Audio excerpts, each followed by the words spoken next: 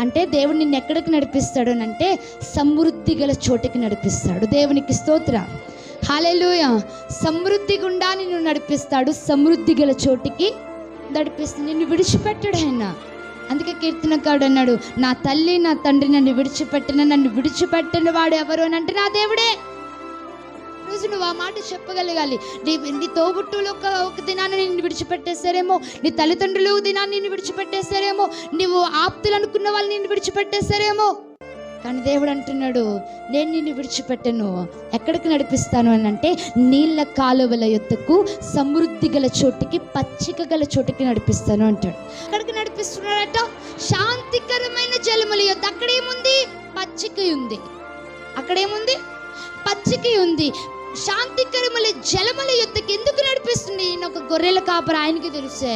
అందుకే ఆయన రాశాడు ఆ కీర్తన. గొర్రెల కాపరి కాబట్టి ఆయనకి తెలుస్తుంది. పచ్చిక ఎక్కడుంటుందో వాళ్ళకి తెలుస్తుంది.